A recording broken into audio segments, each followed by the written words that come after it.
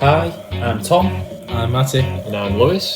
This is the Wigan Way, Wigan's favourite rugby league podcast.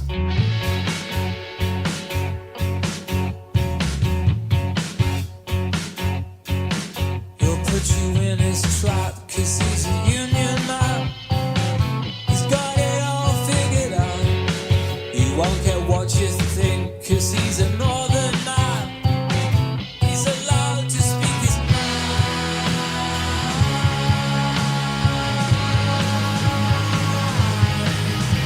His mind.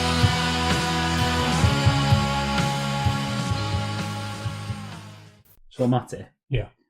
We're just obviously watching the game again and read a few comments. Someone said that this Wigan Wakefield game would be the game that you would show to neutrals to get them into it.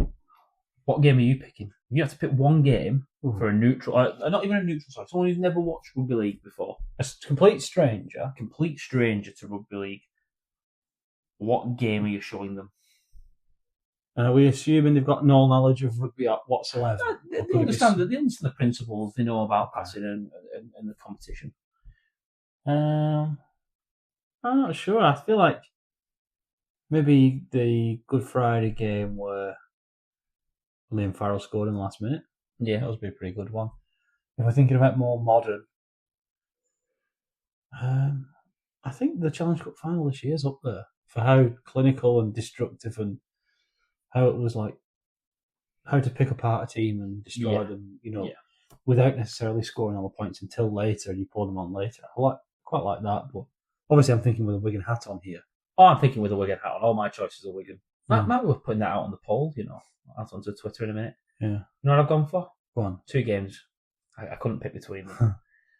Because my first thought was like, would you show them the World Cup Challenge? But it's not really got the same highlights. And if you're not connected to it, you sort of think you want a lot of points, I think. Which throws Vegas out. 48-24 is a lot of points. Yeah. But you see a complete domination for 50, 60 minutes. Oh, going old. Wigan Bradford 31-30. Oh, yeah. Because everyone loves a good comeback. Everyone loves a comeback. And an underdog story. Everyone loves a good intercept. Everyone loves a good moustache. Everyone loves a good moustache. You know what I mean? All the fancy stuff. Tommy Try. Trent Barrett with the ripped shirt. As a man ever looked that good. Well, Dom Young looked pretty good when his shirt got ripped. But also, Vegas in that amazing stadium. The one I said was Wembley. But if you're selling somebody on rugby league in this country, the game being at Odsal kind of says a lot, doesn't it? Full mania. But you know what I mean? I think the game has got to have an intercept in it, maybe. Vegas had an intercept. Vegas had an intercept. You know what I mean? You don't have to know rugby league to understand the team's attacking, and you time it perfectly, get there, and then race. Everyone loves a good foot race, don't they? Yeah. 100-metre foot race. I don't think there's anything more exciting, even if you know someone's getting there. Seeing a guy in open space, just like, game over, innit? It's an interesting question, though. I reckon put that out. Yeah. Put that out on the Twitter. If you have to sell rugby league to a stranger using one game, what would it be? And you can have a full game, not just highlights, because any game can look good with highlights. Well, not any game, but most games can look good with highlights. Yeah. Right. Should we get into this game then? Yes, let's do it. I was waiting for an answer then. Oh, sorry. Sort of left me waiting. I thought you were going to ask Lewis, but he's not here. No. We should have mentioned Lewis has got He's away with work, isn't he? Away with work and got tied up, unfortunately. So he's not able to get here. I didn't think they tied people up still. No. To make them go on work trips. No. But round 14, so getting to that is just past the midpoint now. The midpoint of the season gone. Yeah. That feels very strange, doesn't it? Mm. But I suppose, it is mid-June and there's already one trophy in one cabinet. 2 trophies in one cabinet each, I suppose. Yeah. And so, halfway through the season, it's been a lot of ups and downs already. It's been a bit of a crazy season. It's been a crazy season. And obviously, we're not here to tell people how things go and whatever. And there was a bad spell in there where we lost plenty of games that we shouldn't have lost. Yeah. 4 league games in a row is very un-Wigan-like. very, very un-Wigan-like. Yeah. Obviously, the losses to Huddersfield, Saints, Cass and Warrington in the league, with those the Wakefield win in between that, but 4 in the league isn't what you expect from Wigan. Is that the only 4 losses? Well, Sorry, we lost the whole game. We threw one away, didn't we, to Hull KR on purpose. But the Warrington one is what it is. They were on fire. We were missing a few. We had 2 teenagers in the halves and one of them was a forward. And it's hard to win there anyway. Yeah. Even when you take your best team and they're resting everyone. We proved that a few years ago. So, yeah, I didn't feel so bad about that one. The other 3. The 2 home ones were, like, the 2 home defeats were the ones that killed. Yeah. I think. Again, the manner of the Saints one. Yeah. And I suppose Good Friday as well. But, yeah. There was a lot of rash decision making from sections of followers. Well, decision wanting, haven't you? Yeah. Decision making. Yeah. And I do get it to a part. I do understand that it was a poor spell of rugby. It was very poor from Wigan. But these last 5 weeks have actually shown us where we're at, in my opinion. Yeah, I would say, the Bradford win at home when the kids played, and then from going on there, you're looking at the Saints semi-final. Leeds at home. There was the KR away, but the KR away we threw away on purpose. So then the cup final, Catalan Paris demolished. Wakefield here demolished. And it's worth saying, Wakefield come into this game as favourites, having just taken the World Club champions and the side who'd lost at Wembley, just taking them apart really last week. I know they won by 2, but they were the stronger team. There was a lot of points on. You know what I mean? Like there was a lot of. You could win 12-10 or you could win 30 points to 28, and those are different wins, even though they're both by 2 points. Yeah. And so, for them to score so many points in a win over Hull KR, they're obviously going to be good at home in attack, especially, and they were up there. They were above us in the league table, at a ground where in Super League we have not done well. Yeah, it's obviously there's some bad memories there. I think our record actually popped up on the Sky commentary beforehand, and it wasn't as bad as I would have It was guessed. in the league, but we've won our last 2 visits in the cup. Yeah, but that's what I mean. There's a lot of bad memories there. There's the 64-4 and with the 62-0 when everyone was ill. Yeah, and the 27-26 when they went down that year. Yeah, that has stuck with me. That one. We gave them 2 points. Last year we lost there narrowly again, and so it was good to bit of exercising demons, I suppose you could say. Yeah, we've done that in the cup, but we've not done it in the league per se.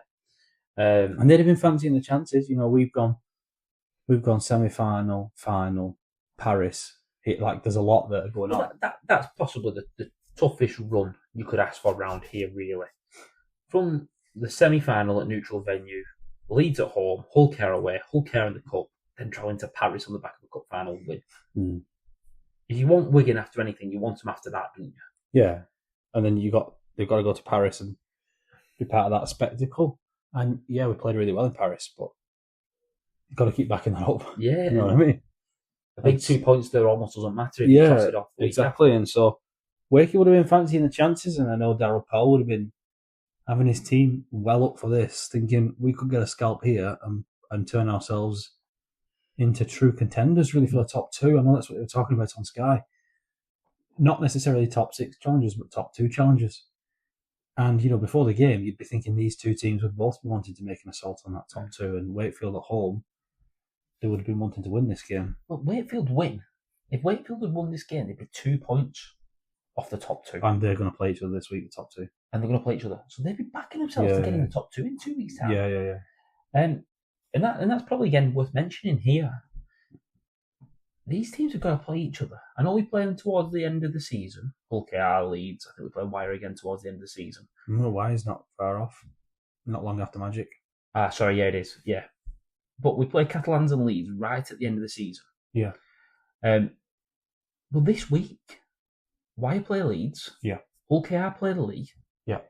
All before us. So you're going into that game knowing Lee have to win. If Lee win the right in the top 6 battle. Yeah. I'm pretty certain, if I remember right, that is at Lee. I can't remember. No, it's at Hull KR. Yeah. So that'll be a tough challenge, but Lee will be trying to prove a point. KR. They already played at Lee, remember? Yeah. It was that crazy comeback, and then Burgess did a try saver at the end. So Hull KR won. But Leeds Wire, both of them can't win. Don't get me wrong, one of them will be on 24 points at the end and fancy themselves to win the league leaders. Yes. But whoever doesn't win, and I don't want to bring it up again, KR playing Warrington on that Tuesday. Is it the 9th of August? That's a tricky one for both teams, that. I'm pretty certain. I just want to check. I'm pretty certain. I mean, again, someone will win that, but that's a tricky one for both of them. Sorry, it's the 18th of July. It's not being rearranged on mine. Sorry. All right. I'm pretty sure I've heard the 9th of August. It's in the holidays anyway. Yeah, it's around there, but it's going to be in the run of a tricky set of games for them. No matter wherever it falls, it's going to be a tough game either week, before and or after. Yeah, we had to go to Leeds the Tuesday after. So we played Thursday, Tuesday, Thursday. Sunday. Was it Sunday? Saturday? And the Sunday at Leeds was where we came apart. Yeah. And it was the Harry Smith made a bad choice from a bad half in a bad team that'll never win anything. Yeah. Just weeks before we won the last two things. The last two things to win, yeah. But you know what I mean? This league is going to kick open soon. And I do expect, and I haven't got a clue who it is, one of them top 4 to go on a bad run. Yes. I am expecting one of them to go on a bad run, whether it's a couple of bad injuries, whether it's a 2 or 3 bad pieces of discipline, and suddenly the league's wide open. Mm-hmm. Should we get into this game? Yeah, let's talk about this game. 48 points to 10. Absolutely dominant. I mean, demolition is the word I used at the start, and I think that's true. There's no better word to describe it than that. I think every time we went forward, we looked likely to score. Yeah. And we scored lots of different kind of tries. It was really weird. There was a set at about 20 minutes in. We got nowhere. And there was no yardage. And I was like, oh, that's not what you need. But you know when it was the arm wrestle bit? Yeah. We defended our line, and our next set, we were at 80 metres. Just went bang, bang, bang, and rolled a big Wakefield pack. It is a big Wakefield pack. That's a lot of talk about players in the dream team, how good some of these are. And Wigan dominated it. I suppose we'll do prop chat in a minute. But it's phenomenal. 20 points to 6 at half time. Yeah. Big 10 minutes in the first half. 28 points to 4 in the second half. We won. Again, put on over a 20-minute period. It's very similar to the Paris game, where you just have a bit of a 10 minutes where you go crazy and score 3 tries. And then same in the second half, you just pull those points on in bunches. It's like smelling blood in the water. Yeah, I guess so, yeah. Being ruthless. I think the best way to summarise this game is Daryl Powell's comments at the end. Yeah, he didn't know what to do, did he? Well, he didn't know what to do, but I think his words were, and I might not get his quote perfectly right, but he was asked, what do you do? And he said, watch Wigan and try and do that.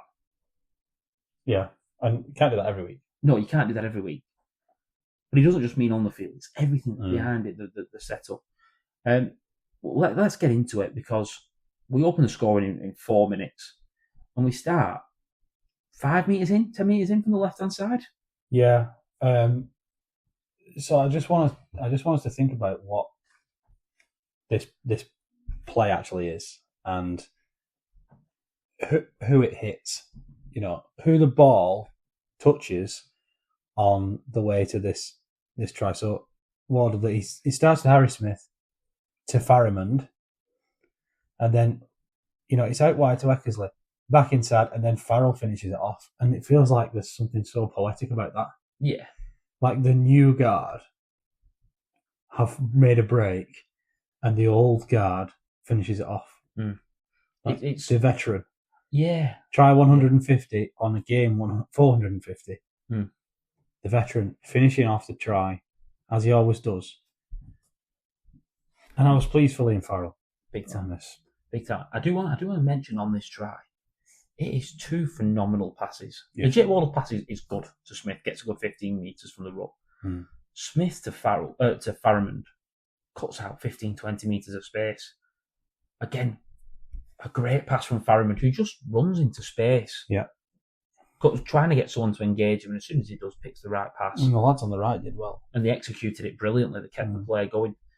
Now that made it 4-0. Obviously, Kieran missed the kick. And it's worth mentioning, we mentioned it at the time. This set, we were dominated, and a lot of teams panic. We just played. Yeah, and I like that the highlights to go all the way back to the play before, where the initial break was made, because, like we said many times, it's not the try necessarily scored on that play. It scored play before. It was the bravery to play in our own 30. Yeah. December had already ran over Sinfield the first time. We play out the back from behind him. Sure. And Field just goes through and snatches 40 yards. It's really, really impressive. Now, Wakefield's gone next. Good play. Good short ball, gets Staunton one-on-one with Farrimond. He crashes over. Yeah. I like the commitment, those 3 of them still trying. Yeah, it's tough to stop there, isn't he, Staunton? Yeah. He's a very good second rower. He's an aggressive second rower. And he's a threat when he's in that position. Now, I really liked us just getting back into it. Not trying to outscore teams. The points we put on, it's very easy to try and outscore teams straight away. And for the next 10 minutes, we just got back into this arm wrestle. We had a couple of chances. There was a really good Wardle pass, the flick pass from probably a nothing play, really. Well, it was. It was just... Basically, it was like a decent end of set power play. And then he did a flick pass to try and score, and it didn't quite come off, but it didn't really matter, does it? No. But it was just that we took our time. We played strong. As soon as we got into good ball, bang, let's attack. And I really liked it. Now, it's 6 apiece, and it's 6 apiece till the 27th minute. Good short ball from to December, knocks 2 or 3 off. Field there doing what he always does, back up. Yeah. Shuffles it out to Wardle early. And Wardle just... It's good. It's good from Junior. It's good from Jay. It's good from Wardle. But that took some finishing. Yeah. That's a really serious finish from a winger who isn't really a winger. He said it after the game. No. And he does so well there to finish that off. That's something we've grown accustomed to Liam Marshall finishing. It was just Liam Marshall-esque, really. That pinballing, come in and bounce off someone and get the ball down. Yeah, when he darts back inside and quick feet, Yeah. That's a really nice finish from young Noah. Yeah. That makes it 12-6. Kieran converts. Now, probably one of my favourite moments of the match. 4th tackle. Just short of the halfway line, and Smith's doing what Harry Smith does. Mm-hmm. I didn't notice it at the time. I actually sat and watched this 10-second clip over and over again to try and figure out what was going on. Harry Smith's so clever here. He sees that Johnston's flat. He's not dropped early. Like some wingers cheat a little bit. Yeah. And they drop back on the 4th to try and cover a bit of ground. He hasn't done that. So he just gives the eyes. He looks him off. He just gives the eyes, makes him think that they're going to play to the left. He can't commit. And suddenly you can drop that kick in behind that Johnston normally, if he'd have been able to cheat a couple of yards, he would have had it. Would have caught it on the full, returned it, Wigan tackle him on the 30. But just the subtlety in the eyes, the little head shift, making it known to Johnston that he's looking to play. Yeah. And if he looks up and sees Johnston's dropped, they probably play. Yeah. Why not? Wardle collects the bounce. Back inside to Noah, who does really well. I actually just thought it was the end of the set at this point. I thought it was 5th. No, we still had one left, didn't we? So it's clever not to panic there and to try and throw an offload. But that's almost what I was shouting. I was asking him to just hold it and just get the tackle and not give him an easy ball back. Ollie Partington picks it up, scoots, scores. Scores possibly the easiest try of his career. But he has to be in that position to score it. Yeah, and again, it's hard work. Now, There is one more before half time, One more for half time. which is crucial. Yeah. 16-6. Great position to be in at half time. 20 points to 6. Even better. Yeah, it's almost like invaluable position to be Yeah. in. I just want to talk through this try. So it's starting off on the 25. Brad, just a simple pass to Mago. Look at the defender. Shoot out on Harry Smith. I think it's Truman. A shot 5 yards out of the line to try and shut off Harry Smith. Shut this play on the it's a bold strategy. It's like, I don't necessarily think it's a wrong idea. Especially when that's what you see from Wigan. You see the 13 take it up to Smith, to Farrimond, and they play. And he shoots up. And I want to give our man Big Sexy a lot of credit here. He reads it and just misses him out altogether. Miss him out. Hits Farrimond. There you go, Jack. Farrimond, good hands to Kieran. And now it's that teasing, that playing with them almost. You know, jumping across the line, come and tackle me. Kieran gets the ball into Field. Field finds December. I love the run from Jake Wardle. Yeah, it's nice. I think it's a bit easy. Like once you get over there to get the overlap. Yeah. It's a little bit easy. But I think it's, again, you see it with tries like the one that Saints scored at Headingley last year. You commit so much that way to cover the break. If you're good enough to turn it back the other way, and your players have held position, it's a walk. But I love that line from Jake Wardle. He just realises that Noah's the guy who's going to score here. So if I can commit the centre, commit the winger, he comes flying up, probably one of the most aggressive line runs I've ever seen from anyone, flying through and just takes 3 of them out. Yeah, and Junior it's does well. Junior onto Noah, who scores in the corner. And that's 20 points to 6, really. And I don't want to talk for Wakefield fans. We have a chance right before the end with the little Field grubbering behind. Yeah. We had the Wardle pass that went into touch. Yeah. There was a couple of chances. You're probably going in thinking 20 points to 6. You know, we might be all right here. This might be. We got away with one, really. Could have very easily been 30. Well, they've still got a chance. You score first in the second half, get the ball back, score again. You get a bit of momentum going. It's a funny old thing, isn't it? It's a weird drug momentum.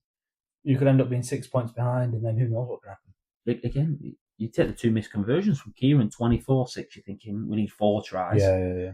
At the moment, you only need 3. Yeah. And it comes back to this first 10 minutes of the second half. It was summarised with the first tackle of the game.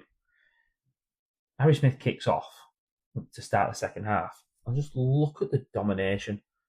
Yeah. Ellis, SA, and Farrell almost shoving back over the line. Yeah. I don't think he obviously doesn't go over the line.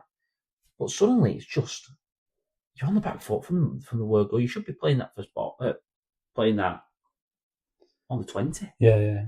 It's a credit to what Wigan are. So 8 minutes, get into the wrestle.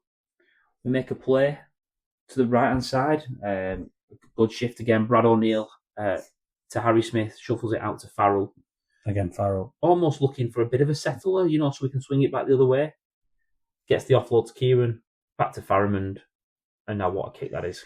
Yeah, that kick didn't come off in the transfer final. No. It got us a repeat set, but it didn't lead to a try. That time it leads to a try. And I love that. I just love that he still went for it. Yeah. It's so well placed. Cam Scott Cat is just on top of you. And you know what it's like when that ball's coming down. But again, on top of you. that's not a winger attacking that ball. But it's perfectly attacked. Yeah. And again, even once he catches it, still wants some finishing. He has to jump up, catch it, step a guy, and then score.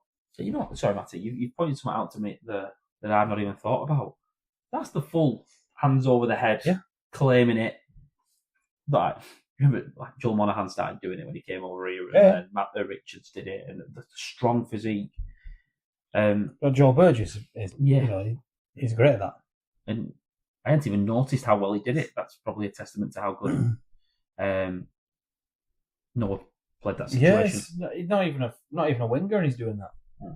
I know you have to be good under the high ball as a fullback, but it's not the same. You're not attacking it. No. Now, 4 minutes later, it's already already 26 points to 6. Wigan play Yeah, right to they're left. now in at 20 points. I was thinking if it gets to 22, 23, like that's getting to be. Well, I can't remember which coach I heard it say it, but it was on about if the points, as soon as the points gets anywhere near the minutes left. Oh, really? You're thinking, so if you're getting to like 20 minutes and there's only 20 points and there's only 18 minutes left, you're starting to panic. And we can just keep the foot down. Brad O'Neill to Harry Smith. Good pass again to Field. And I just love the subtlety of this pass. Yeah. The Jake Wardle shuffle. I mean, it's at his shins. It's not the world's best pass. No, but this was what I did. Again, I didn't notice it. It was John Wilkin talking about it on the TV after. Just watch the line that Wardle runs. I think it's Cam Scott is defending. Yeah. And he's lined him up. He sees Jake Wardle. And when he checks on Field, waiting for the pass, Wardle changes direction. Just changes in the air. And he does so well to take this pass. Gets on the outside of him. And he freezes, will take with the flick offload as well. Well, the dummy for offload. And it probably makes Sinfield think it's going out to the winger and he rushes and it's just brilliantly finished. He's a class centre, isn't he? He's a real class centre. I think he's the best centre in the league. I agree. Yeah, I agree. 32 points to 6. Again, 4 minutes later. What have Wigan been able to do? Roll on Bevan Fringe. It's not fair. It's not fair. It's just a cheat code. Yeah. Brad O'Neill finds Bevan. Bevan just takes it to the line, finds Field. And this is what I love. We've done it a little bit more this season than we've done in previous. When something's not on, just keep playing. Just turn it round into whatever. Sometimes we've reset. It's like, no, I'm going to swing it back the other way. Yeah. Because if you've got men across there must be a gap. And Field just jumps across, looking for space, finds Jake Wardle. But I think it was a cutout. This, and so there's a cutout here straight to the straight to the wingman. Yeah, Field misses Junior, and ends up scoring. So really, really nicely played. What I love most, again, Jake Wardle, he's asking for the kick off Field. If you watch his initial call when Field's bouncing back inside, he's almost come inside thinking there could be an option around the post, and he's pointing for the kick. Yeah, it's not on. So instead, he gives it to Harry Smith. He gives it to Harry Smith, who stays alive. Junior's line is underrated as well, because he again freezes his 2-man defender by running an outside line, suddenly changing where he could have run a dummy run. He could have come short, but he's planning to do a dummy run, and he realises it might be obstruction if he does so. So he also presents an opportunity there by running more of an outline to freeze in between the 1 and 2 man. Yeah. So that creates a space for Noah, not to be too boring. No, but it's brilliant though. It's such subtlety. It's perfect rugby. 38 points to 6.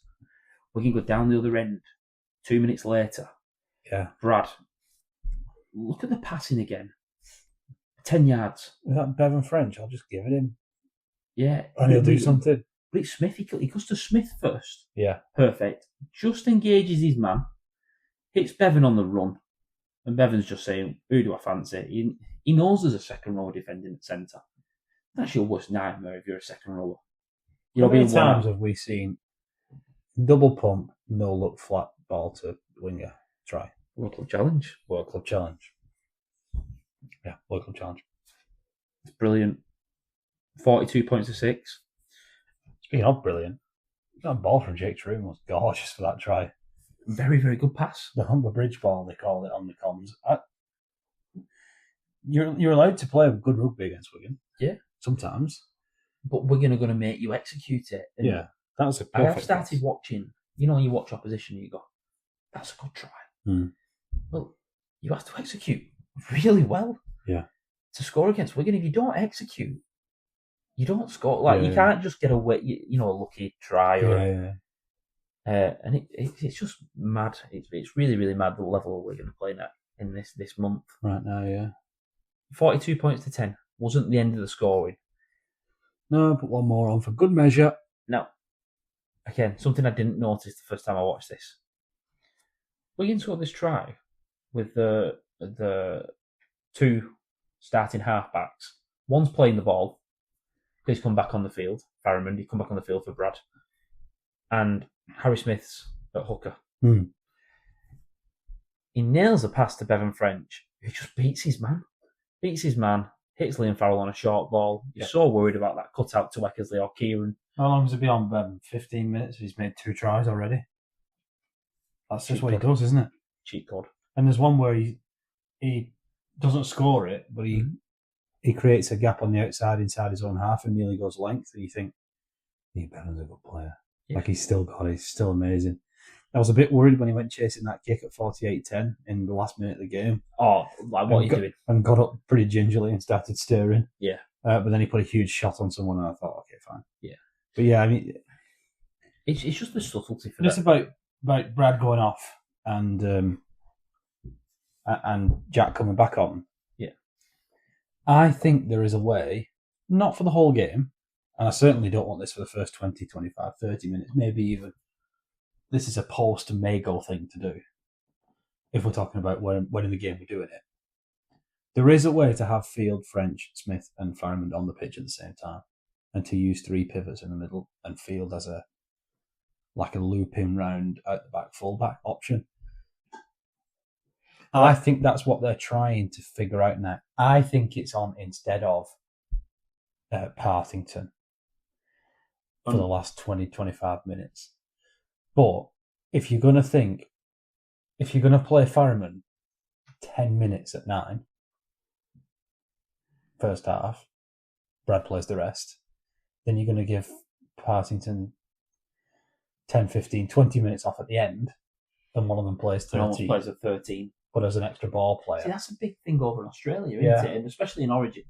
Queensland did it for years. The idea of number 14, Cooper Cronk did for years, and the idea of you come onto the pitch as an extra pivot, and if you listen to this, you're not sure what I mean by pivot.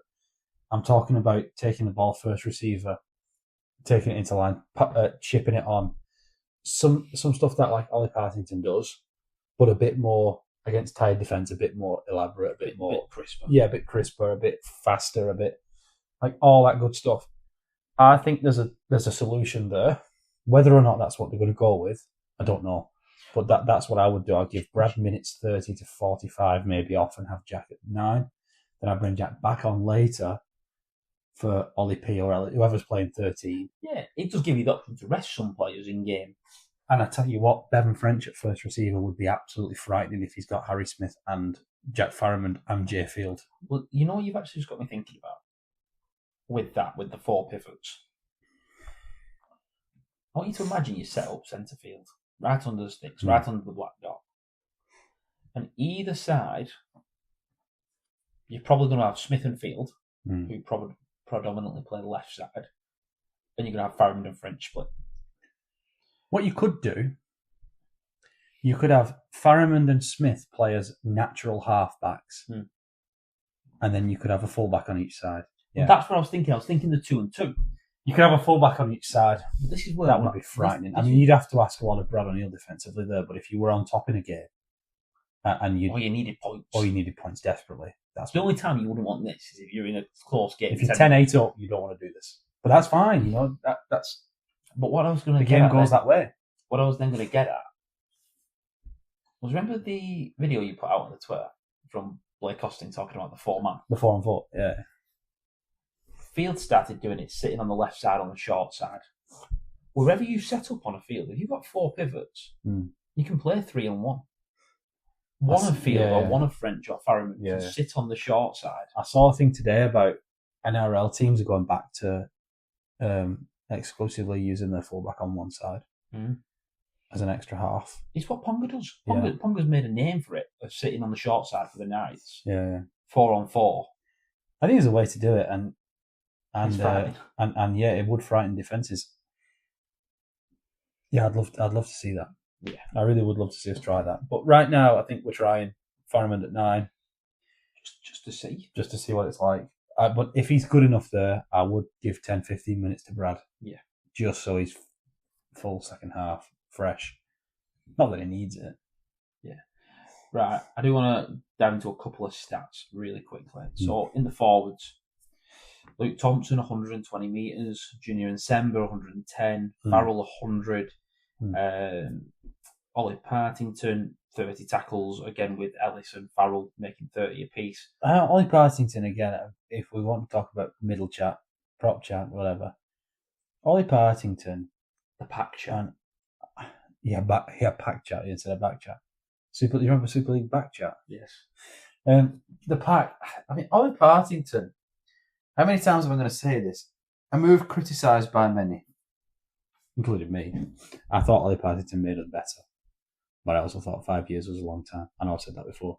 I liked Ollie Partington maybe on a 2 or 3 years, but now, I'm glad he's on a 5-year deal because he is perfect for our team. Yeah. And every performance has made me more and more certain of that. I mean, if you were a team in Super League, say, that were deliberately signing a lot of Salford past players and staff, just hypothetically. Okay, right. So, because Salford, obviously, it was a shame what happened to Salford. You're thinking at the start of this season, obviously, Salford struggling. Salford, maybe like the end of last season, start of this season, Salford have been struggling for the past few years. They've had to let a few people go, like Cade Custan, Ollie Partington. And you're happy to sign players who played for rivals. Yeah. So you're not worried about rivalries. Yeah. If you were doing that and you were getting all Salford's old players and coaches and staff members and physio now. And you possibly signed 6, then would you look at Oliver Partington as an option? Because I certainly would. And I think out of all the former Salford players in the league, Oliver Partington is doing the best, probably. I know Max Dean's doing well. I want to throw another name out to you. I'm trying to think when he left Salford though. I just think that, Ollie Partington, I'm glad we got Ollie Partington out of all of them. He'd probably be at the top of your shopping list. I know we went to Catalan and he did a good job in France. I'm not talking, I'm a bit tongue-in-cheek there about the whole Salford thing because he left them before they went pop. But, he'd be in your top 5. Absolutely. Yeah, he in terms of free agent signings, not from Australia, in terms of like free agent signings from club to club, has there been a better one this year? Jackson Field. Was that this year or was that last year? He went on loan last year. I mean, he's done well, but has he done as well as Partington? Probably not. He's been behind Truman. Yeah. If everyone's fit, he probably doesn't play. That's a really good point now. Yeah, in terms of free agents. Is he up there with the signing of the season? Well, signing of the season, who would you say is the signing of the season so far? It's hard to think of anyone but Sevo when he scored so many tries. Sevo signed in 2025. I suppose, yeah. But he never played. Papalangi, yeah. Yeah, well, these guys from Australia anyway. So I'm talking about guys moving from one British club to another. UK signings. Paul Vaughan. He is Australian, but he was a free agent from Warrington to York. Paul Vaughan, maybe. Probably looking at, He's a Partington's won a trophy. Paul Vaughan's done well. Paul Vaughan. It's probably one of them two, isn't it? I would say. But Oliver Partington's not costing a small semi-detached. We don't know how much Oliver Partington's on, but we do know that Paul Vaughan is on 250,000 of His Majesty's pounds. Yeah. Now, just a couple more stats. We'll talk about the pack and the work they do. Eckersley's work's gone almost a miss in this game. Yeah. Never really got into open space. His try he scored was from 10 yards. Another game where he's run 120 metres. Yeah. Eckersley's so good. Field a couple of breaks, got 110. Mago, sorry, I should have mentioned this. 110 metres from 9 carries. Yeah, well in. Because we're using incorrect. Now, Noah Hodkinson, again, the one thing you could possibly have argued is his yardage carries. Yeah. He did have the 20-metre break in this, but he took 16 carries. He got 20 off, he's ran 136 metres. If you score 4 tries as well, if you put 16 points on the board, does that really matter? No, but that's what I'm saying. That on top of that, he still got through his work. Yeah, that's what I mean. Yeah. Commendable effort, that. But yeah, we talked about the defence stats. Brad O'Neill, 40 tackles again. Instead of talking about it in the news section, should we talk about the Wigan things now? Yes. So we obviously seen Bevan French come back and do pretty well, although we're easing him back in very slowly. Harry Smith has extended his contract to 2030. The general, as we first coined. I want to say something on this. If this was announced pre-2024, the comments I've seen about Harry Smith would not have been the same. In the last year, particularly, I want to talk end of 25, start of 26. I think people have started to realise how good he is. I think even later than that, because when he was picked in the Ashes, he was derided. I think it's probably been this year where people have really stood up and noticed. We've been saying for a while, Harry Smith's the person you'd least want to take out of this team for a big game tomorrow. Well, if it was a grand final tomorrow, Harry Smith alongside Brad O'Neill. Harry Smith. I would rather lose Brad. I know Brad's a second. He's a second. He's a silver medal there. But I would rather lose Brad than Harry. I'd rather keep Harry in. I can't disagree with that. Just because of how important he is to the team. And, we had this conversation with the lad who came for the very first time, watched his first rugby league game when we played Cas at home. Poor fella. And then his next rugby league game was the St Helens semi-final. And he's talking about what a difference to the team. And he said, we pointed out, like, look at the positions we're finishing in because of this number 7 here, Harry Smith. And the lad said, we're not ending sets well. We're not finishing well. And that's something I've never watched rugby league before, really. Yeah. Who has a passing interest in state of origin or whatever. So, yeah, I'm really pleased Harry Smith's going to be away from the NRL. I do think his game probably suits the NRL now. It doesn't 5 years ago. But if we look at, I know James Graham's been banging the drum for Perth to sign Harry Smith and for PNG to sign Harry Smith or whatever. I think he said the Dolphins should replace Nick Green with Harry Smith as well. Just because if we look at the sort of halves that are doing well, it's the game organisers. The sevens that are doing really well, it's the game organisers. When the game gets so fast over there, you just need someone with a calm head to say, actually, we're just going to end this set. We're just going to do this. You guys do all that stuff, and I'll give it to you when I want you to do it. But remember, we can't afford Harry Smith. He's going to Saints or Warrington. I do remember that, yeah. We are keeping him in Wigan, where he belongs, for the 2030 season. That would be 174 games for Wigan. That would be 11 years in the team if he stays that long. 11 years. He's 26 now. Yeah. By the end of the 2030 season, so the start of the 2030 season, he will turn 30. From 26 to 30, that is your prime as a halfback.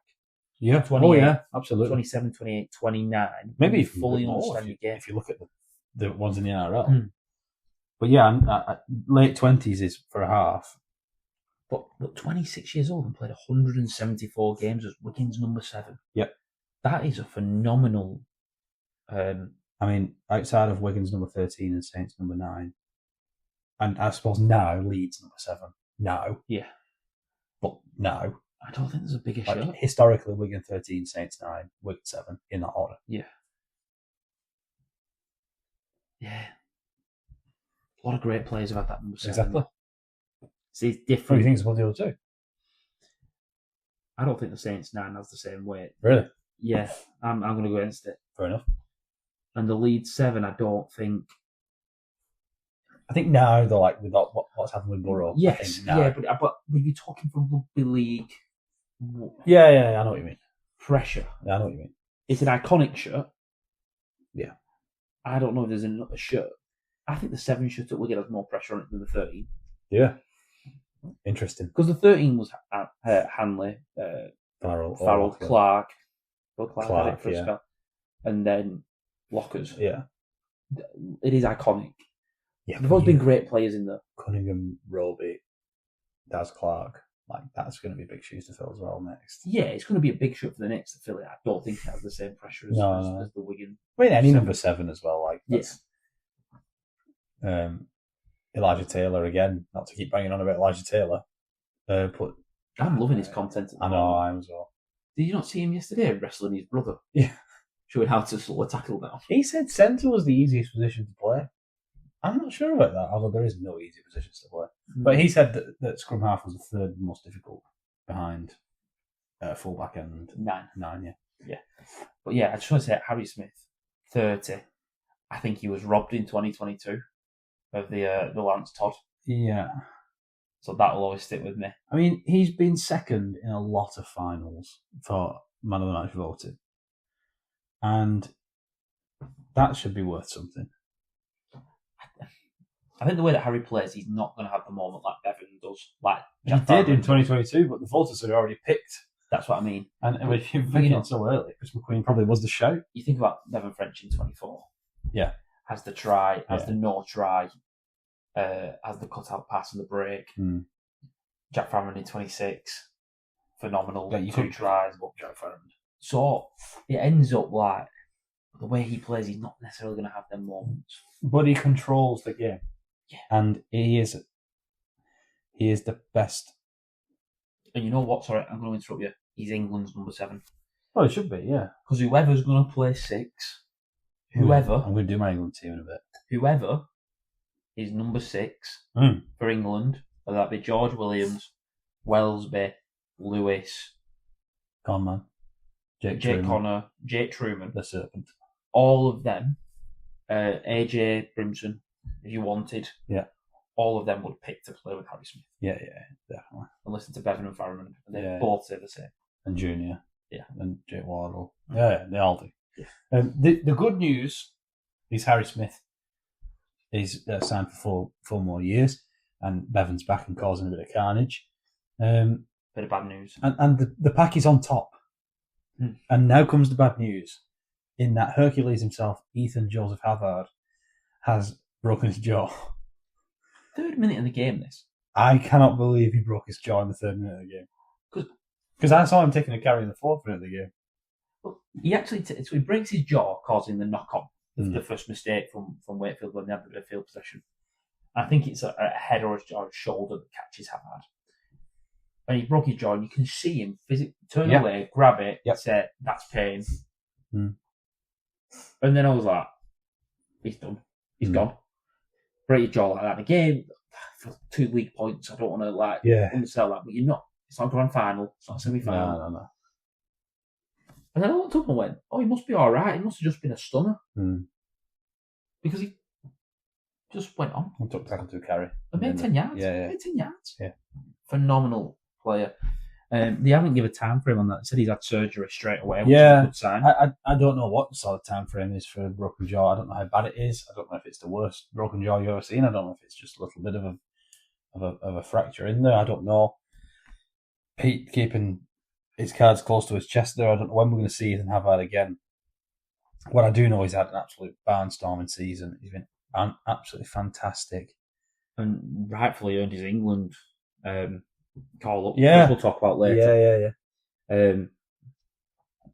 He has been immense, especially the last month and a half. He has been immense, and we are going to miss him.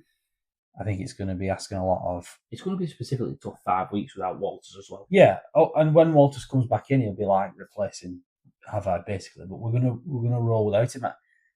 I think Kade Ellis maybe steps into the front row. Might see a bit more Taylor Kirby. Maybe a bit more Kirby 13. Maybe we have a bit more Kean McDermott, which we are keen to see.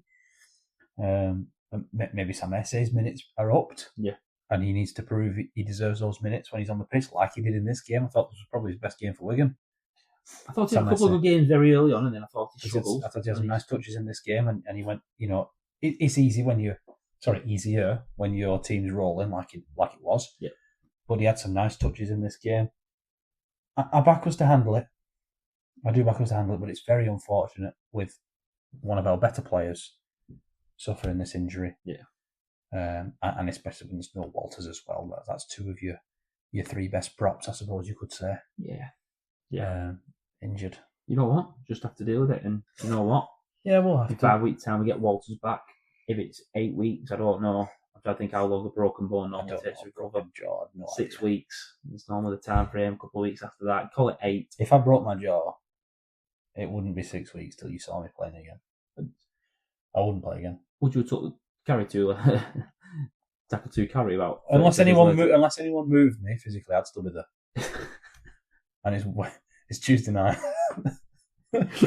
Just leave me. Just leave me. I'll be fine. Just leave me. You'd be asking Wigan to attack really well at first start. Yeah. So not ball don't come down there. Yeah. Yeah. That is it's ridiculous. Yeah. What he did. Yeah. Obviously, we're wishing for his recovery very quickly. Hopefully, yes. Right, we're going to take a quick break and then we're going to come back and go around the grounds.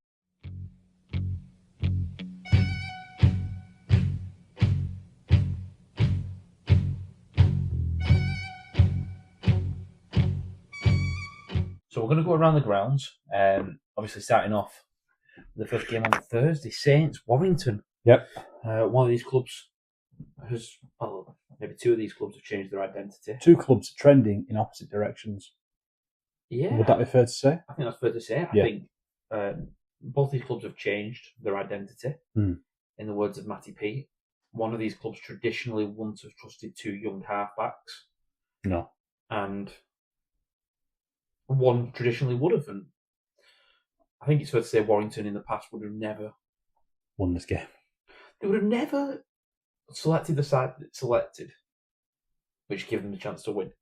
What I mean by that is Ewan Irwin, Leon Hayes being your two halfbacks. You're missing George Williams and Sneed. Yeah. They're traditional for signing big names that are past it. Yeah. Warrington of old would have panicked and gone and signed someone on loan. Would have gone and got an Aussie for 6 months. They wouldn't have thrown a Josh Smith in, a Zach Gardner in. I like that Josh Smith. I like that Zach Gardner. Well, yeah, he had a bad injury, but I mean, you can like him next year. He's out for the season. I just like what I've seen from him in a couple of games. I like Warrington's defence in this game. Weirdly, I know they put on some nice tries, but it's Warrington's defence that impressed me. St Helens had a lot of the ball in the first half. Should have been way more than 6 in front. A couple of try savers. A Theolis one in particular was fantastic. Try saver. But obviously, I do want to mention that Hopoate scoring just before half time.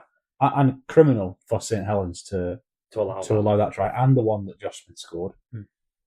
No one chased Josh Smith. He's not the fastest player in the league. He's a centre, but he's a big centre as well. Aaron Moore outpaced everybody on the St Helens team. I know Aaron is quick, but Aaron Moore was a loose forward. Don't forget.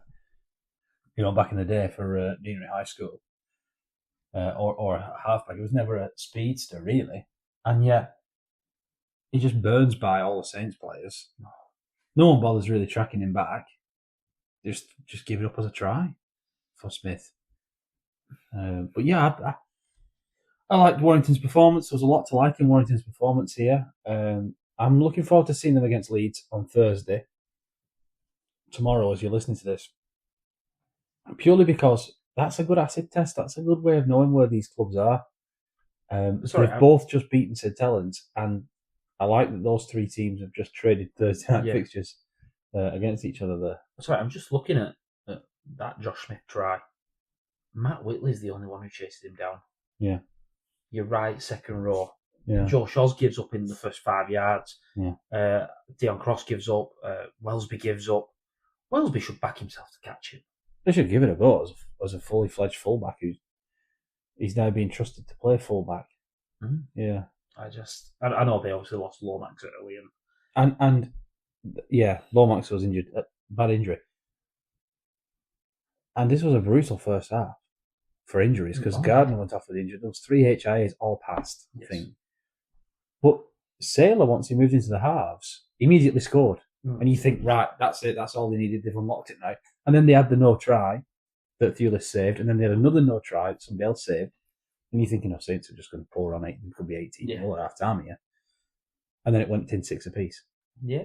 And you think that's momentum shifted back to Warrington. Saints should have been flying. They should have been well in front. They should have been. Yeah, definitely. But they're not. They haven't.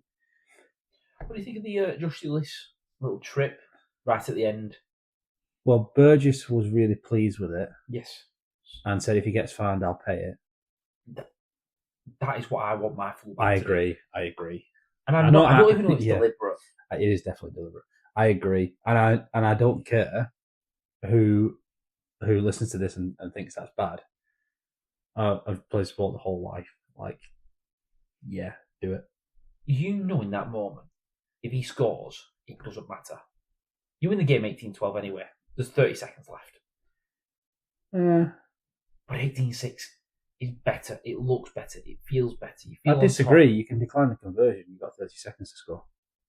You can chuck the ball about. Well, it would have been 18-12. They would have had to kick it to get it to 18-12. And... Yeah, but you could just have it as 18-12. Yeah, I suppose so. You know what I mean?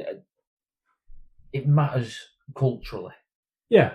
It matters that you're not willing to do anything to stop a try. Yeah, including foul. Yeah, foul play.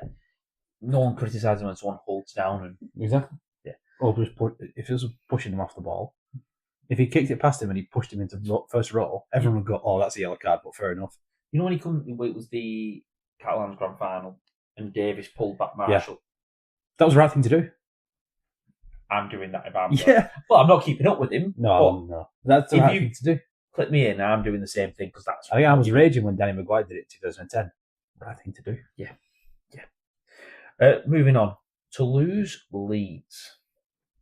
If you don't want to cheat to win, well, not cheat to win, but, play the game to win, that you won't win. Big games. And anybody You're not giving yourself the best chance. No, and anybody who thinks Wigan never cheat. We lay on. We give a penalty away. We give a deliberate set restart. Yeah, of course we do. We've given fouls for professional fouls. We've watched the replay 3 times and then challenged something. But listen, I've seen it before, and you know what? You hold him down and you say, "Listen, I'm backing my mates." Yeah.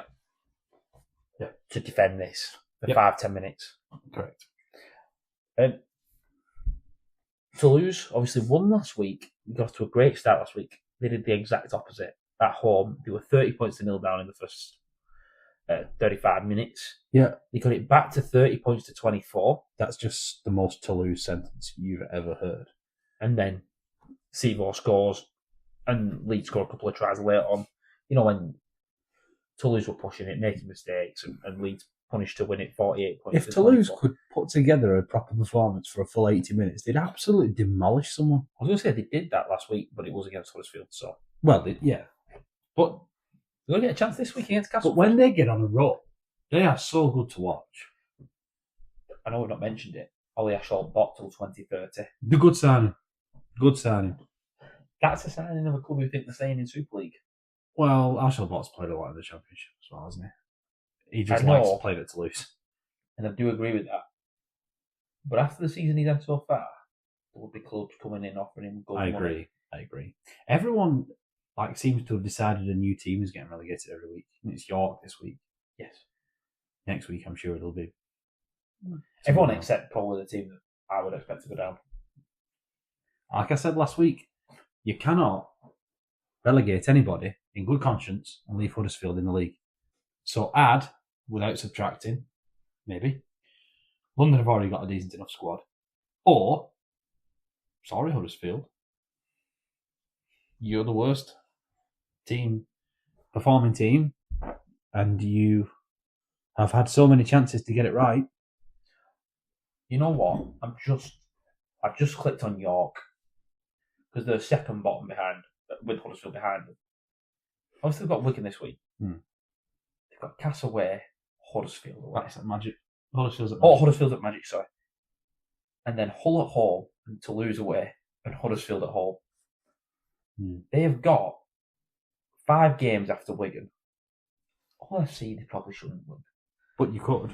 But the other 4... Hull FC have lost to them already. They should be really targeting 2 of them. Yep. Get 2 wins there. Yep. And you know what? The double figures on points then, and then you can't get rid of them. Yeah. Well, no, what? You know, in Super League. You can do anything in Super League. You can get anyway. If you was a team near the bottom of the table, would you agree to go to Vegas the year after to just stay up? Not that I think Bradford had done that, because I think they would stay up anyway. No, I think Bradford were going to stay up anyway, and that's why they... If you were York to lose, would you not just throw your name in? An all-French Vegas trip? No, French Vegas trip wouldn't work. No way. Just saying. I'm looking forward to seeing how many people go to that French Magic thing. The where the one Super League game's happening. Yeah, I'd like to see that. How many people go there? It'll be good. Worth mentioning actually now, just while I'm thinking about it. Cougar Park this Sunday, 12 p.m. Brazil versus Germany. A friend of ours is playing on the wing for Brazil. Yeah. Full blown. The closest he has ever got to Brazil is maybe he plays them once on FIFA, but he's playing on the wing for Brazil with zero Brazilian heritage. I don't know if we dubbed him into the RFL there, but it's Brazil against Germany, and then it's Keighley against Swinton. So if you love your rugby league and you love your proper rugby league, because I've been to a few League One games and Championship games, as you know, that's proper rugby. I was at the Workington versus Whitehaven derby last year, and it kicked off big time. Yeah. And that was fun. Listen, just look out for a friend of the podcast. Friend on the of the wing show. for Brazil. Playing on the wing for Brazil. Well, when the teams are announced. International Rugby League superstar. Yeah, when he messaged us saying that he's going to be an international, I was wondering what had gone on. He's played for them before, he's already got a cap. Yeah, he has got a cap for Brazil. Not quite sure how. But yeah, should we move on from that? Yes. So, obviously, Toulouse Leeds was the early kickoff on Friday. We played at Wakefield Friday, 8 o'clock. At the same time, Hull KR York. Yeah. Hull KR won 38 points to 6. Yeah. Dominant in this. So if you're York, you're probably thinking, let's get through the next couple of games. Yeah. They're being sorely tested out. Their depth is being sorely tested right now. They'd love to get through the next couple of games injury-free and have a real tilt at some of those tricky games you were mentioning. Well, in the next couple of weeks, Wigan might have a fully fit French halfback that could go on loan. French halfback? Where are you signing Morgan Escare? I was trying to hint at Bevan French. So York, if you're interested, maybe get in touch. I don't think Bevan French is the one we'll be sending it on loan. It's an option. But yeah, sorry. Hull KR dominant. Bit of a statement here, really. I know it's not against the right team to put a full statement in, but don't write us off because we lost the Challenge Cup and lost the Wakefield. Yeah, no, Hull KR, good performance, bounce back performance, especially because I'm going 6 behind. You go 6 behind against a team that beat you already once this year. It could have. They've got the revenge in the cup, whatever. But it could have derailed, and they managed to stop that and get a good win. Win. So fair play to Hull KR. They'll want to keep that rolling. Yeah. Into late home. Hull FC. 36 points to 12 against Huddersfield. The best team in the league at defending their own try line, according to Andy Last. What an awful statement that is. The best team at defending their own line. Yeah. Can I just roll out the results? Yeah. Since.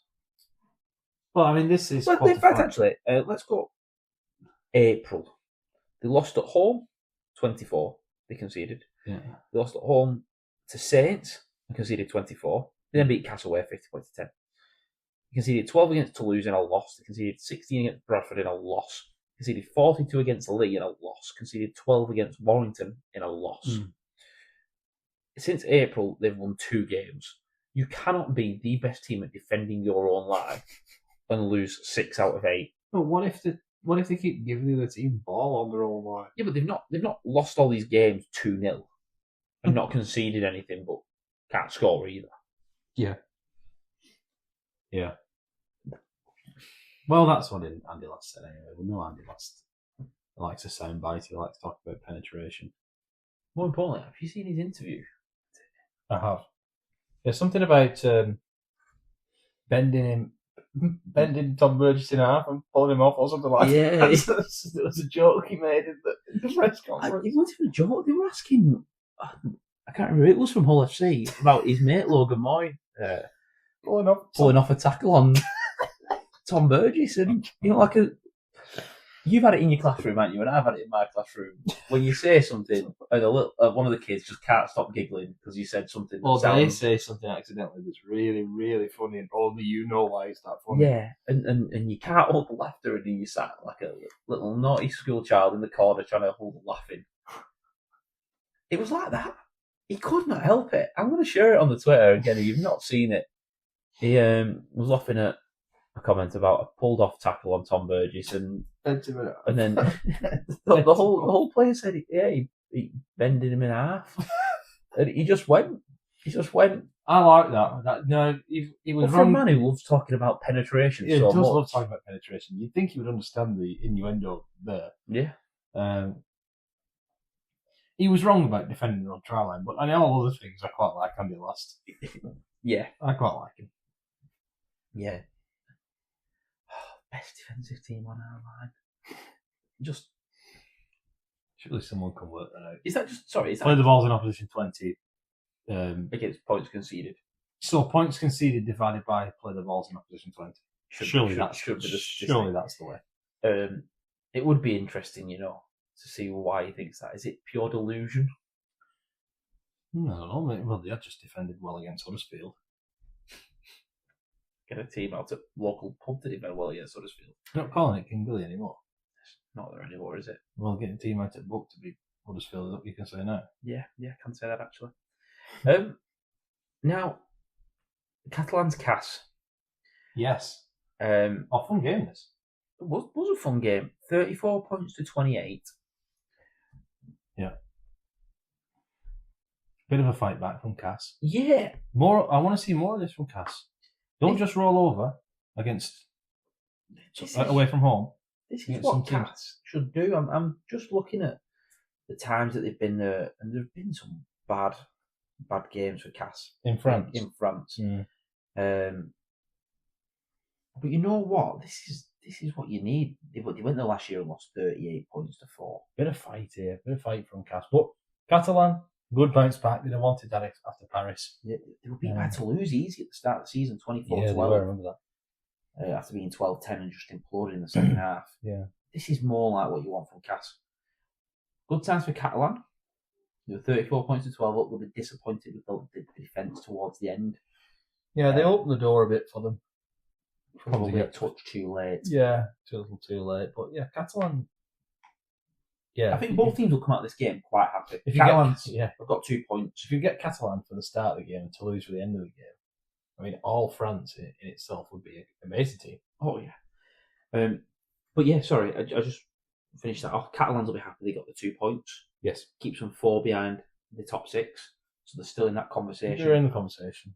Castleford will be happy with the performance, or they should be happy, in my opinion. Yeah, happier with that performance than some of the other ones they put in recently. And I know they won't be happy with the start and going 18-4 down, but to stick in games, that's something we've criticised Cas for, so I do want to give them some credit for that.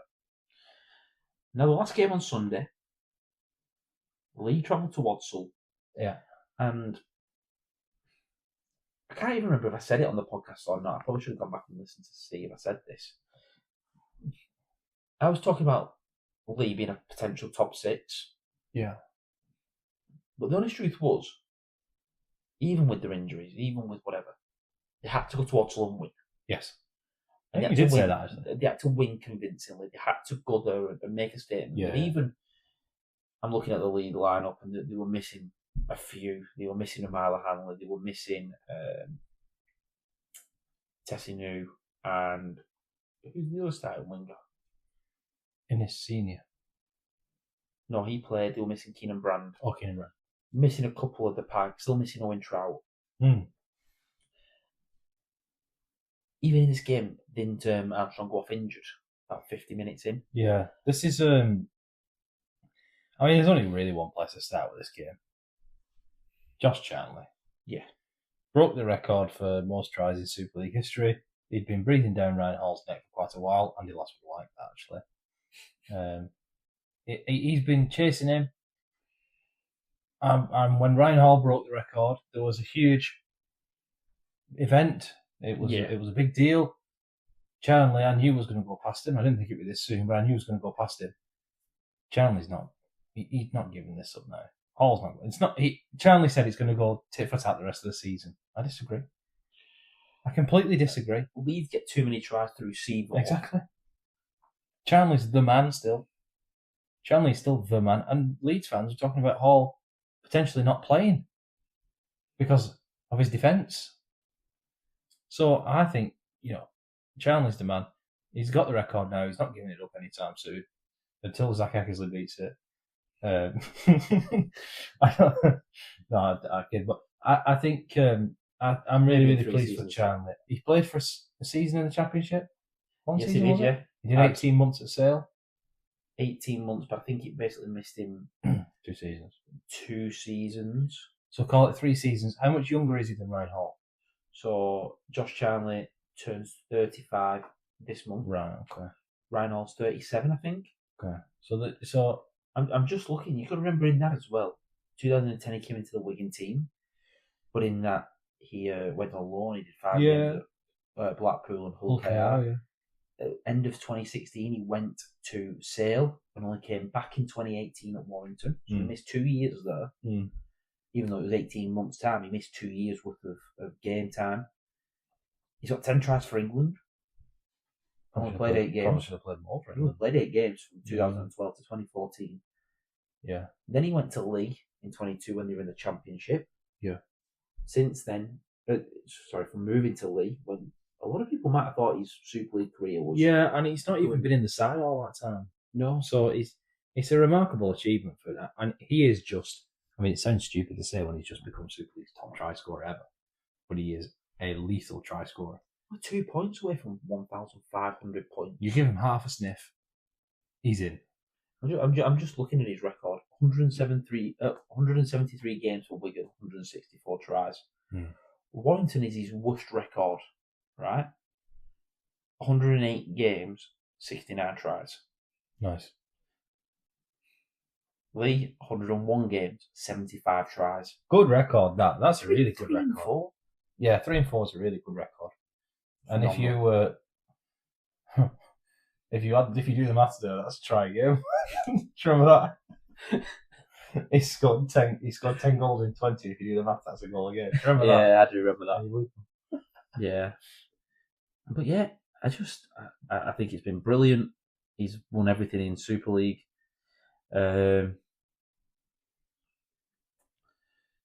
He's been brilliant. Yeah, he's a fantastic player, fantastic try scorer, great finisher still. Off contract next year. I'd be very surprised if he's not playing for Leigh next year on another 12-month contract. But if he's not, there'll be plenty of other Super League clubs lining up to be in for him. Yeah, I can't disagree with that. I forgot 2013, most tries in a calendar year. Yes. He had at the Super League time, 43. That then got beat by Dennis Solomon, didn't it? I think Solomon beat it in... what year was that when Solomon beat it? Not long after that. 16, I would have said. But yeah. Seagull might beat that. I think Seagull will beat that if he stays fit. But Charge Cup final victory for Warrington. When he chased down Jamie Shaw. Oh. Do you know what? I'm just thinking about my favourite challenge try. Challenge? Yeah. Oh, try. Sorry. Do you know what it is? I don't even have to think. When he picked Chris Riley's pocket at Old Trafford? No. That was good. That's probably mine. When he scored against Leeds. Warrington. Oh, against Warrington? In the Challenge Cup. Oh, Challenge Cup quarter final. Where he just went down the centre of the field. After Tompkins got bullied in a tackle, didn't he? Yeah.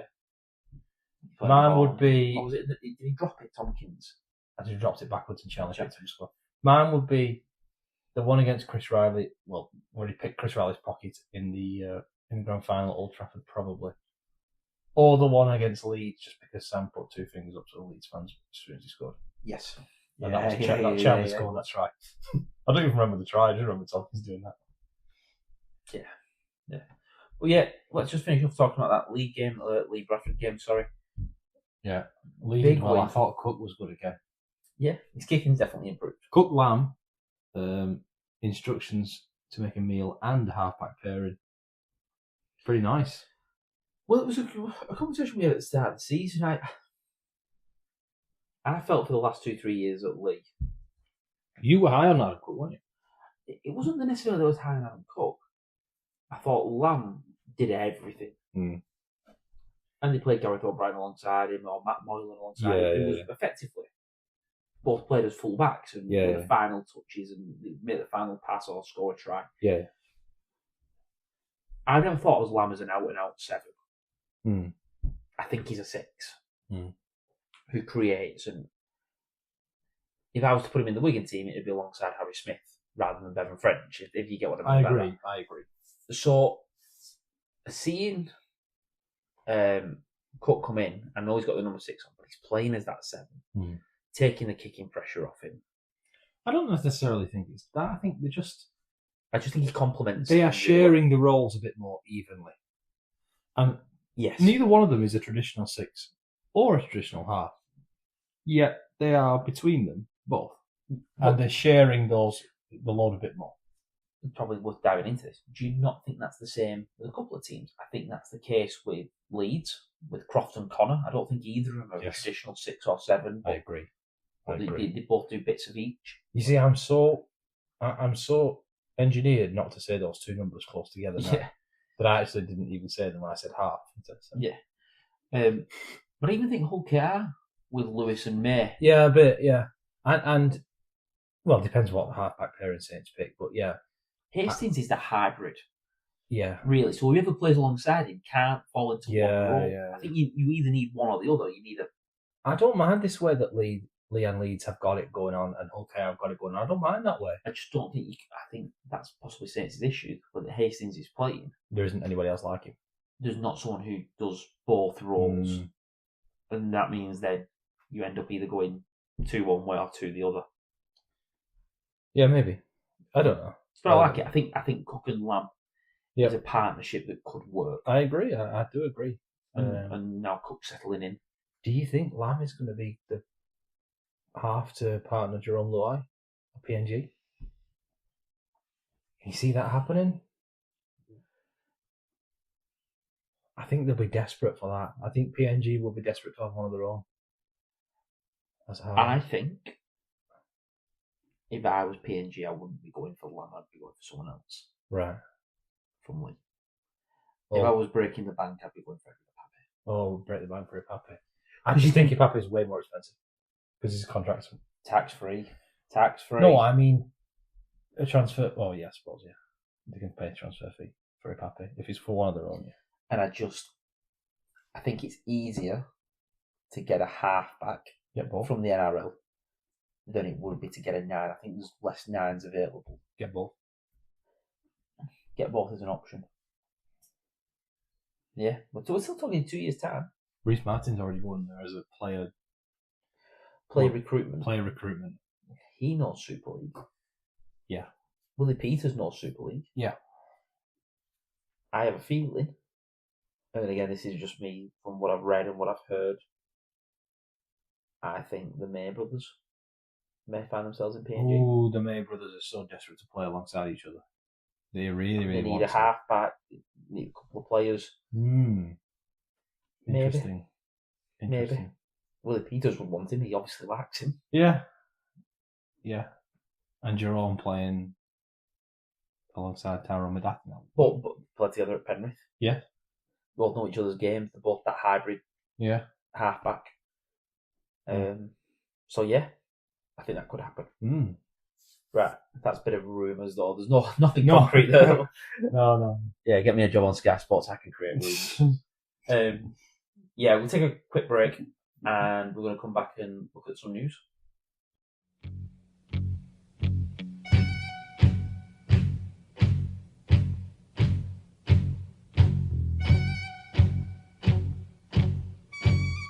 So I'm going to have to take on Lewis's role. He's abandoned ship.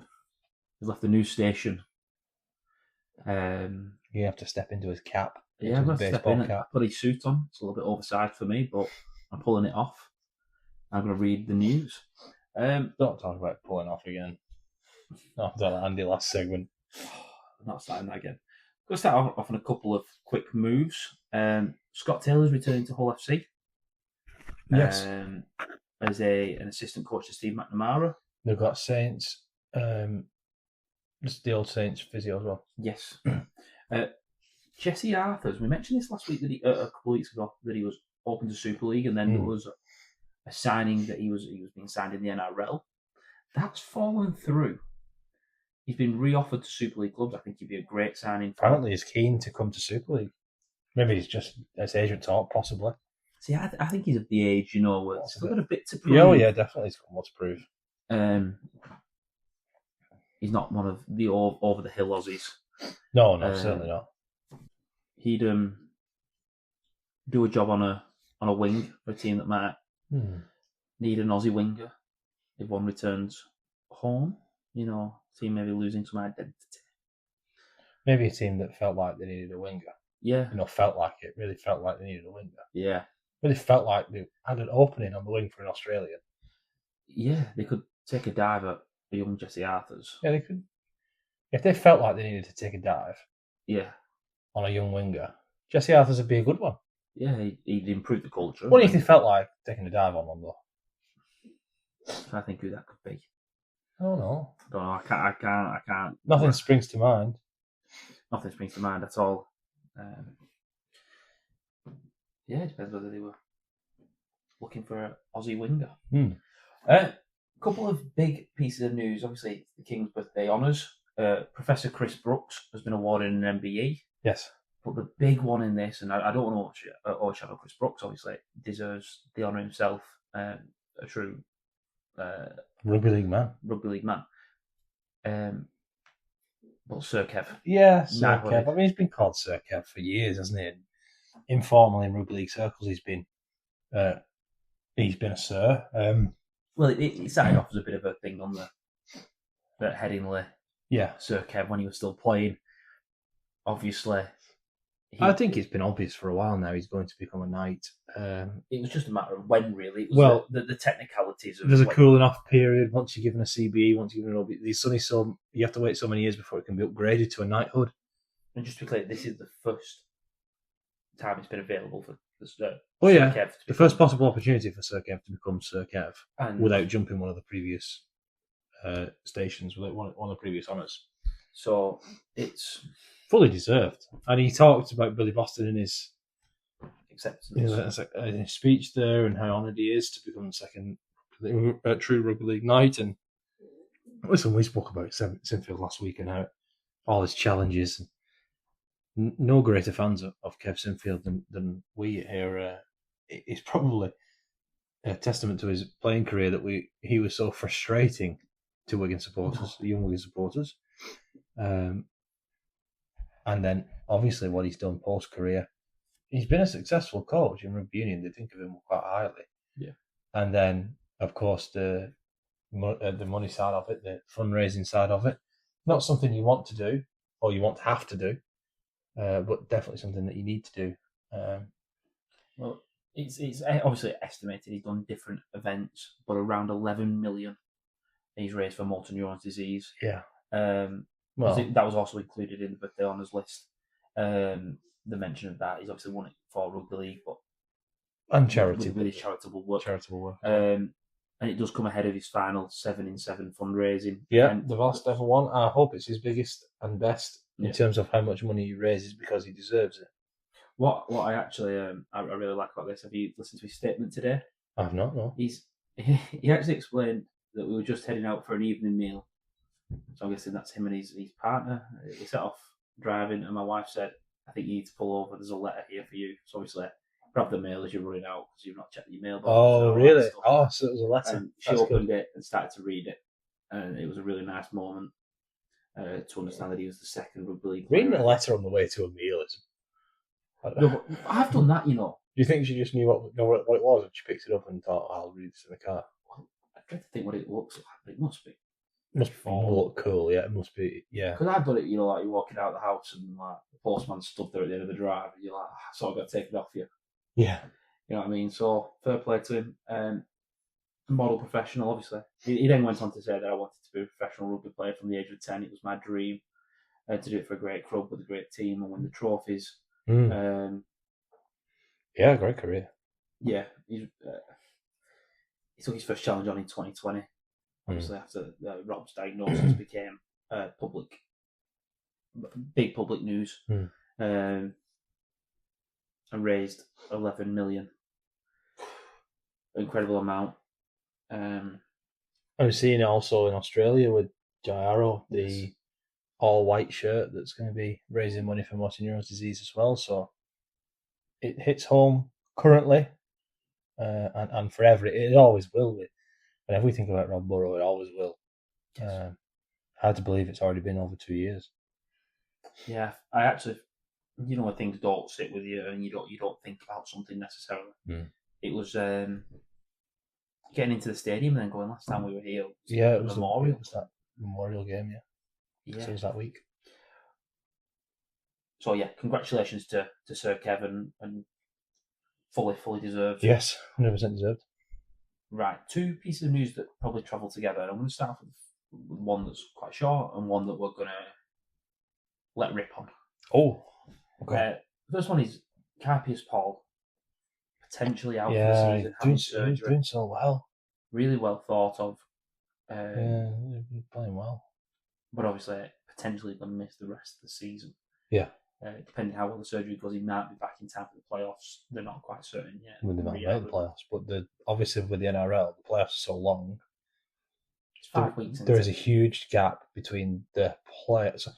I remember when Victor Radley came over to promote the England Samoa series, maybe, whichever one he played in, the England Tonga series, it must have been. He came to the grand final. Yeah, it must have been because it was when we played Catalan. He'd been finished for about 4 or 5 weeks. And that was the thing about Tonga. Some of their players had been finished for 6 weeks because of how much of a gap there is between the start of the internationals and the end of the NRL season. So it's feasible that West's are knocked out and he's 6 weeks later, then maybe he plays for England. That's a long time, 6 weeks, if you're recovering from an injury. Yeah. Now, the final piece of news, and this is where I think you, Matty, are going to get going. You want me to pick my team? Is the 38-man performance program group. Okay. Now, I've got to say, my first thought about this, before we mention the names that are in here, is it just feels like the same thing that happened last year with Sean Wayne. When he didn't want to pick that squad. Yeah. He didn't pick Australian-based players, though, in that squad because they were going to meet up at Robin Park. What are these lot going to do? It doesn't actually say. On Zoom, maybe? My understanding is he probably meet the NRL players over there because he's based over there. Oh, that's true, actually, yeah. Could do. Do a Zoom meeting, do a bit of things based around the England camp at Robin Park with the rest of them. Obviously, he's got his assistants and things like that to pass on some messages there. Speak over Zoom. There's no international break, am I right in saying? No, there's no for them to break. meet and train, so that would have been helpful. Yeah. There's not. So yeah, let's go through the 38-man squad. 8 players from Wigan have been selected. I'm going to start there because obviously we're a Wigan-based podcast. Junior Nsemba, Ethan Havard, Luke Thompson, Sam Walters, Brad O'Neill, Jake Wardle, Harry Smith, Zach Eckersley. The first 7, I think, were guaranteed lock-ins. For a 38-man squad, yeah. For a 38-man squad. Zach Eckersley is one that I've been campaigning for the past few weeks. Yep. I'm not surprised to see any of them. I do wonder, and this is where I don't know what the purpose of this squad is. Why would you not take a Jack Farrand? Why would you not take a Ewan Irwin? Well, last year Sean Wayne took them to run a Paul's training sessions, didn't he? And I'm sure that was pre the Ashes. Harry Robertson as well, maybe, wasn't it? Yeah, Noah Stevens was in there. Stevens. A couple of some of the young players who offered a bit of opposition for the Ashes training. So I just think if you take a 38-man squad and half of them are going to be in the NRL, you effectively got maybe 25 players that are going to be there. Well, if you're actually training, then you might as well pick those kind of players to fill out the squad, young players. But even if you're not, why would you not invite 3 or 4 young lads that you highly rate? Maybe they still will. I don't know. Maybe they will.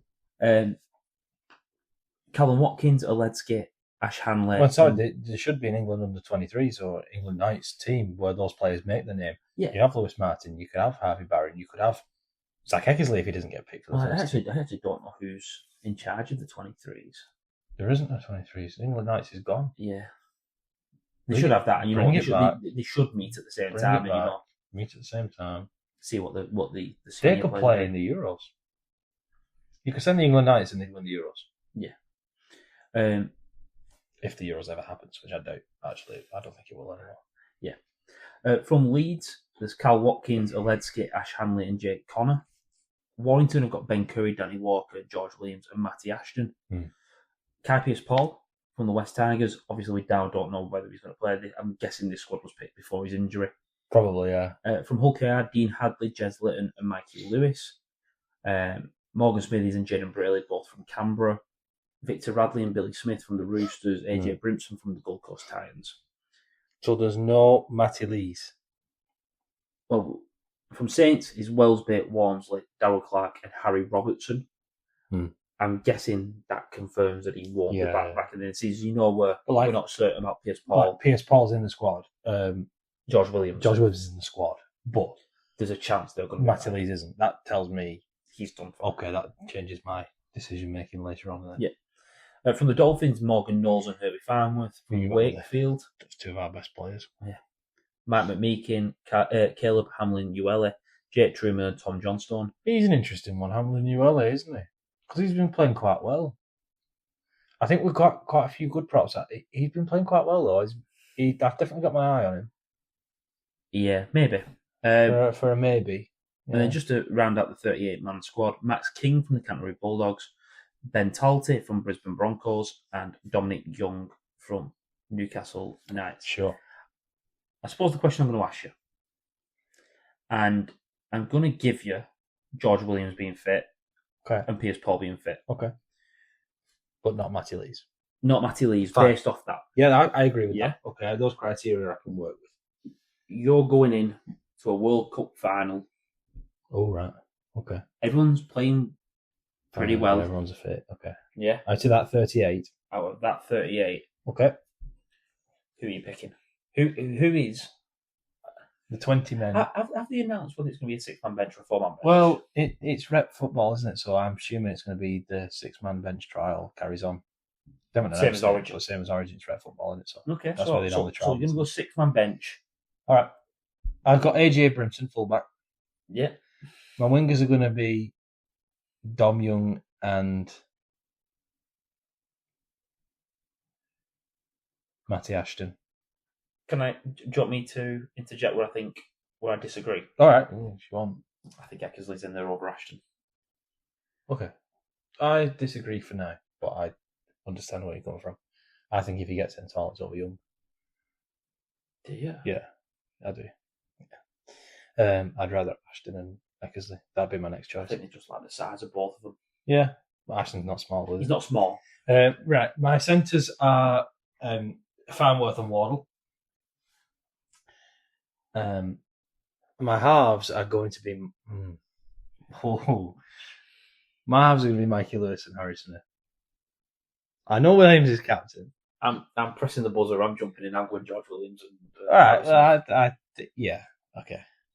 I'm going for a front row of Luke Thompson, Brad O'Neill, and Morgan Knowles. Agreed. That's my front row.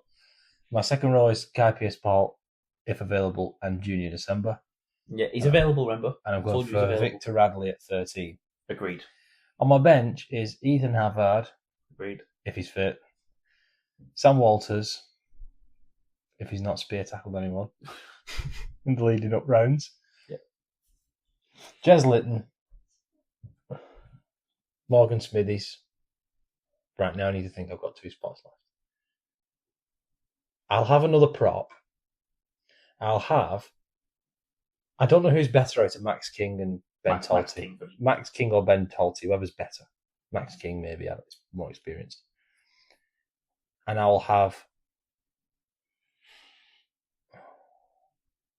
So, just to confirm your bench here, you've got Havard, Walters, Max King, Litton, Smithies. So you've got 2 straight up forwards. Williams. Smithies and Walters. I'm going to put Williams on the bench as the last bench spot, and then my 20th man is going to be Eckersley. Well, I've got Eckersley starting. The reason for that is because I feel like Herbie Farnworth can cover fullback if needed, and I'm assuming Pearce-Paul goes out to centre. And then Pearce-Paul can go out to centre if needed. Williams can cover the halves, But I also, I'd rather use 4 of the others on the bench, to be honest. I'd put Williams on there for desperation. I think might be a good shout as... You're probably not going to bring this person on, play 19, if all's well. I think Jack Wellesby. Covers Wellesby as a... I wouldn't have a problem in defending on wing. Because then he doesn't have to come on. He probably doesn't have to come on, but if he does, he's good. And he covers all of them. Maybe. I think he leads to least movement. But that's where I'm going, probably, with it. But that's obviously subject to change. There's lots of... So the only difference we've gone for there is I've gone Eckersley over Ashton, and I've gone Williams over Lewis. Sure. I could There's your headline. Fully get on board with either of those. Those are difficult choices between them two. But yeah, I'm pleased with that. I mean, I'm quite pleased with that squad. Now I'm going to say something because our friend's not here, Lewis. Yeah. He would be looking at that pack, thinking it's a big pack. It's a decent pack. Yeah. If everyone's fit and firing, it's a decent pack. They're going to look at the physical sides of that lined up. Thompson's probably the shortest of all of them. And we know how good he is. Knowles, phenomenal, whipping it up in the NRL. Yeah. Smithy's brilliant. You got to Pierce Paul in December. That's frightening. Yeah. If one of them goes down injured, you bring in Sam Walters on at second row. So, no place for Oledsky?